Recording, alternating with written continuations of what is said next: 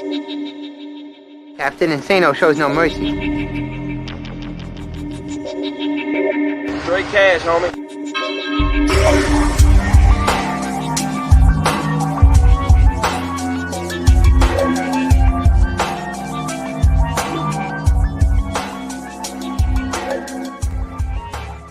Hold on to your butts. What's up, everybody? Welcome back to the Basement Monsters Game Day Podcast. Final score: the Pittsburgh Steelers outlast the Baltimore Ravens 19-14. And what did I say, Luke? What did I say? That mistake by John Harbaugh at the end of that first half, not to come up with any points, really, especially a touchdown, really cost them. Because we're talking about the difference of you winning 21-19, and now we're talking about you losing by less than a touchdown. Mm-hmm. Yeah, that was crucial. I mean, it ended up coming out huge. I mean, they got a little bit of a fluke play there with Hollywood Brown, so they should have really even had 17. But I mean, they got it, and you're right. You're right. If they would have scored in the first half, they could have easily won this game. Yeah, it's a different story, and you know what? Like, I did question on why they went to Trace McSorley right then. Like, why not? Why not at the half when you saw RG3 was having some trouble with his hamstring? Mm-hmm. I'm sure he couldn't plant and throw. You know what I'm saying? There was a throw to Hollywood Brown where it was like that thing was a duck and it was just dying off to the right, and he was wide open. You know, he had a couple steps. He had split the safety in the corner, and it was like, man, where the hell was that? And then they finally go to Trace McSorley. He ends up finding some success. Mm-hmm. Hollywood Brown for was it a 70-yard touchdown pass? Like I said, it all goes back to that final drive in the first half. That's 100%. John Harbaugh.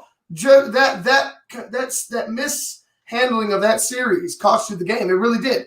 In my mind, it really did. I know they said that, and granted, it was an amazing play at the end by Ben. I mean, it was a duck. It was a duck. So you got to give credit to the receiver. Mm-hmm. But, you know, they end up finding a miracle play, throwing Ben threw a prayer in the middle of the field. One of the Pittsburgh receivers comes down with it, and that's all she wrote. Like, that's all she wrote. So it really came down to, in the end, it came down to one play, which was a fluke play to a Pittsburgh Steelers receiver. But the game was in your hands, John Harbaugh. The game was in your hands. The game was in Luke Wilson's hands. That's where the game was. And guess what? Yeah. He dropped it. That's true. I mean, look, RG3 did as much as he could with what he, with the player he is now and what he has. You know what I'm saying? Like, the offense was pretty depleted. Like I said, you don't have your two horses. You don't have your two horses at running back. You don't have your starting quarterback. So, the Ravens they mustered up a fight. I'll give them that, but you had it. Like, you had it, and the mistake wasn't on the field. The mistake was in the coaching. No, yeah, I mean, I agree with that too. I mean, and there probably should have been a little bit of a penalty there at the end of the first half, though, with the delay of game on the defense. Right. But I mean, you came out of that and put it right on the guy's hands, and he dropped it. So, it could go. You can't put it all on Luke Wilson, but I mean, really, you should. But they like I said, if they get that touchdown, they got the W. You put it on the lack of execution of the entire team. But to the players, that drive just you weren't able to do it. The blocking wasn't able to get you a push enough for the running play to work. You call the running play in the first place instead of, you know what I mean. So the mismanagement of that drive is what cost them. I truly believe that.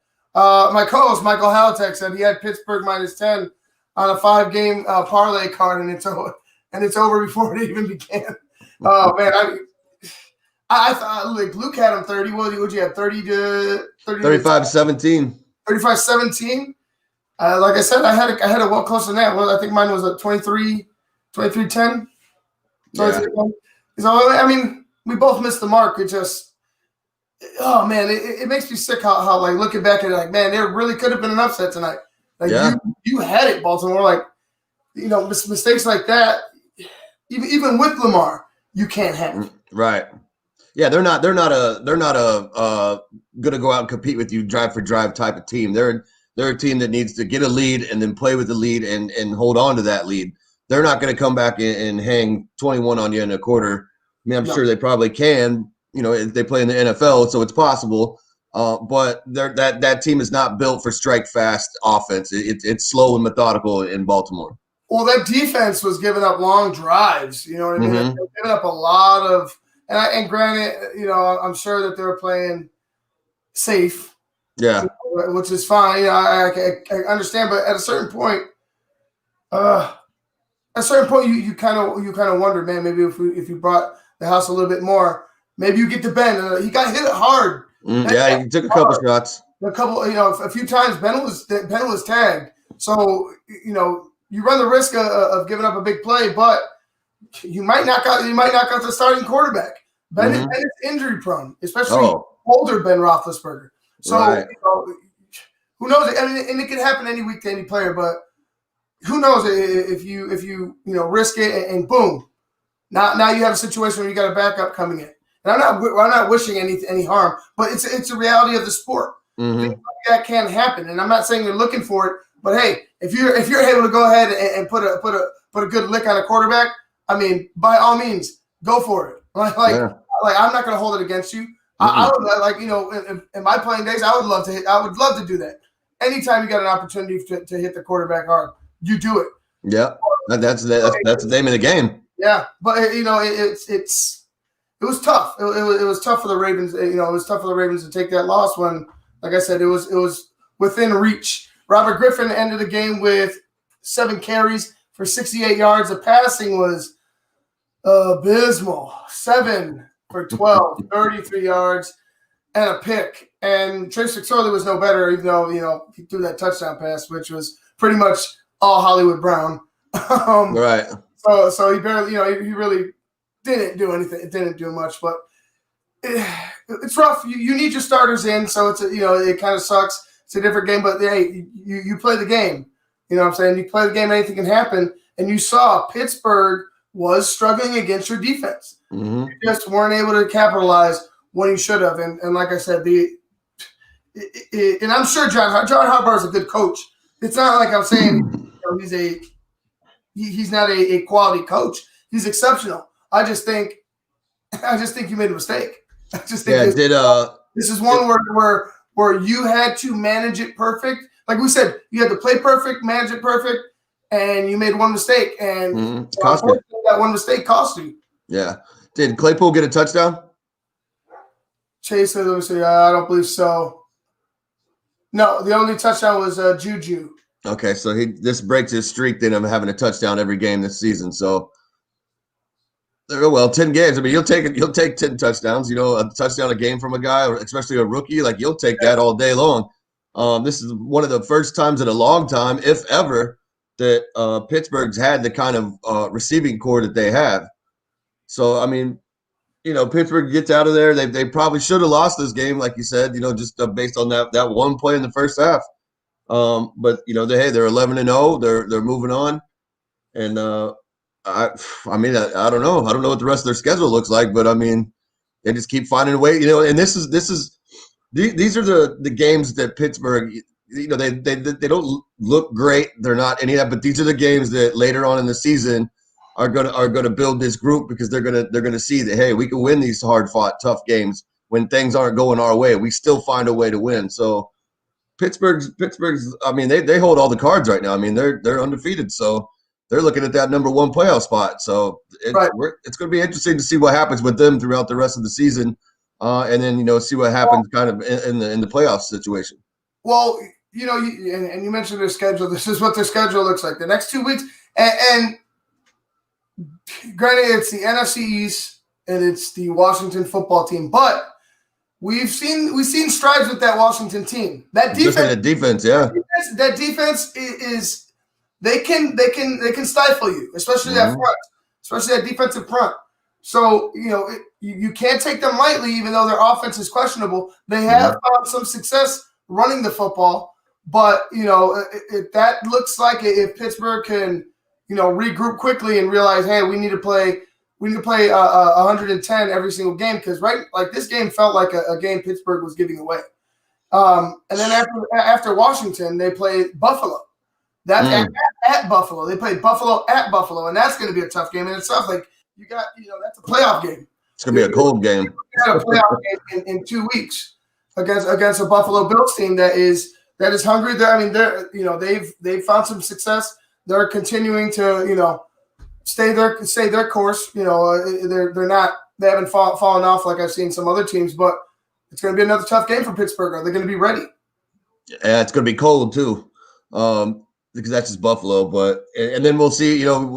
We also could say on the flip side of that coin, you don't know which Buffalo team you're going to get. So, right. But they are playing. They are playing pretty good. So we'll see. I mean, that's going to be a straight up, pretty much quarterback duel because Singletary and the Buffalo run game isn't all that.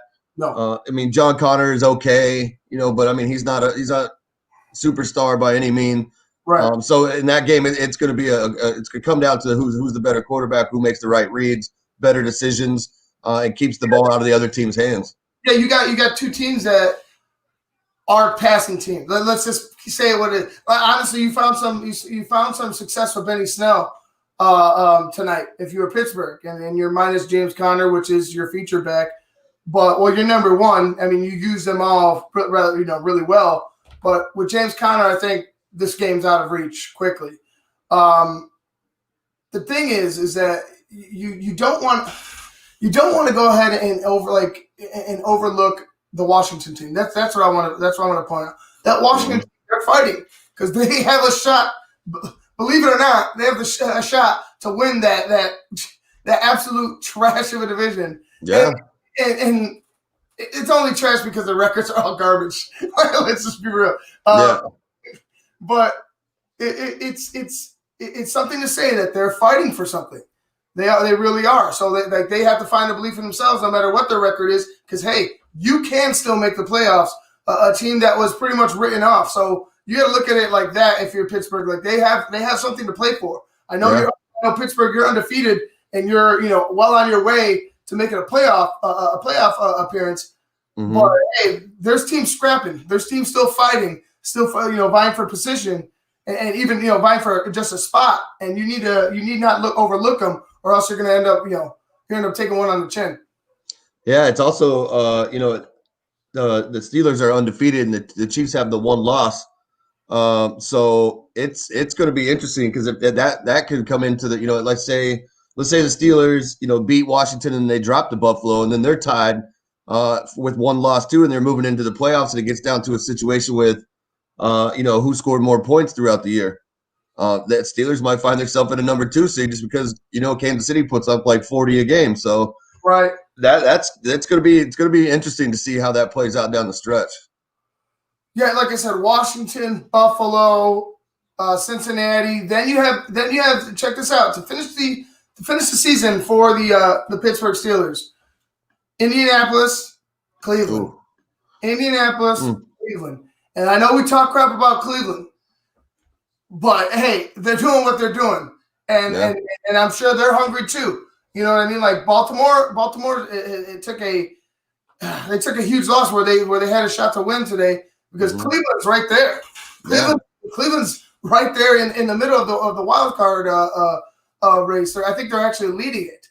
I think they'd be the number 1 wild card going into the playoffs. But you got the Colts and the Cleveland Browns. So you really only have, honestly, I wouldn't even overlook the Bengals. But we know who Cincinnati is. They're rebuilding.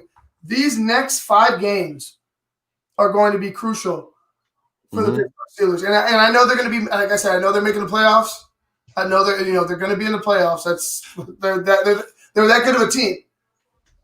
But, they're going. They can take some damage going into it, and it's sometimes it's about momentum.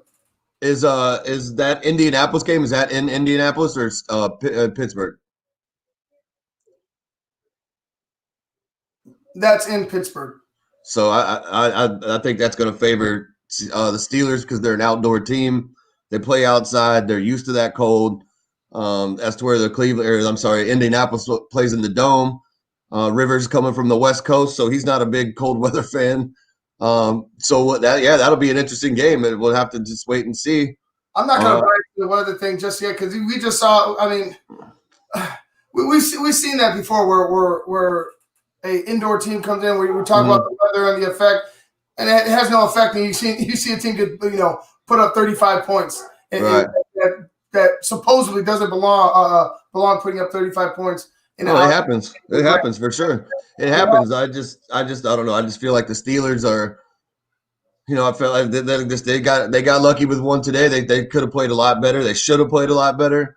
They got lucky to get out with this one. So we'll see, how do they bounce back and what do they look like next week? But as of right now, I think they get the W in Washington. And then the Buffalo game, that, like I said, that's going to just come down to who doesn't turn it over, who makes the better reads, who makes the better decisions.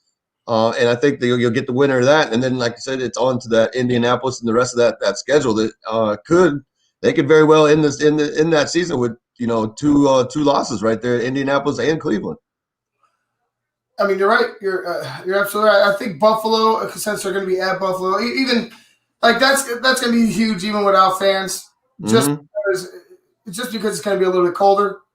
Like you said, there is some effect when you get to freezing temperatures. Yeah, there is some effect for the Colts. Like I feel like the Colts have played in enough cold weather games where I could see this team. You know what I mean?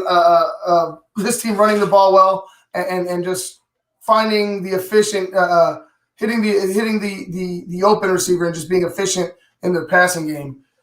I think it's dangerous. There's might be 2 more wins, and then you might see them, lose 3 out of their last 5. It's very possible. Like I said, Buffalo, Indianapolis, and Cleveland are all, like, as of right now, looking like playoff teams, and they look like and they're not going to be pushovers. They're going to be looking to take that donut from you. Mm-hmm. Oh yeah, I know. Everyone's out to get them. I mean, that's the thing. You start getting up in these double-digit wins throughout the season. You start getting that target on your back. And the other, huge thing that everybody knows, if Roethlisberger takes an injury, then what? I mean, they probably still, just because they've already got the 11 wins, probably still make the playoffs. But at that point, are you even really scared of them anymore? So that's going to be another thing to watch out for, is because if Ben takes a shot and can't go, we saw what Mason Rudolph did last year, and it wasn't pretty. So yeah, that's just another thing. But I think the Steelers are set themselves up in a pretty good spot right here. Like I said, I think the Buffalo and Indianapolis game are really the only 2 that concern me in their schedule.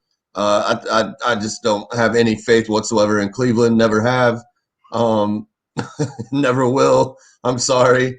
But yeah, and then the Steelers, they're just playing it great, man. I mean, like, you can't fault them. We didn't see it today, but go back a couple, 2 or 3 games and look at that receiving core. Like, when they're all when the ball's being spread around and they're all on the same page, they're hard to stop. They did what they had to.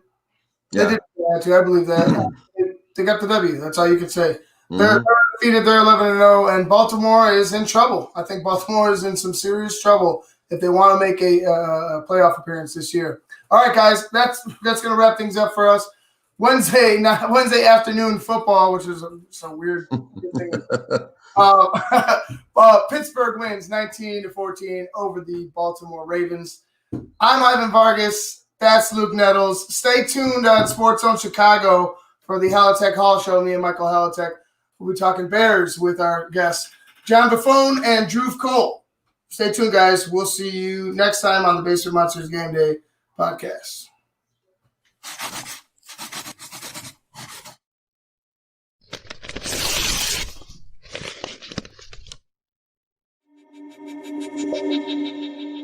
Captain Insano shows no mercy. Straight cash, homie.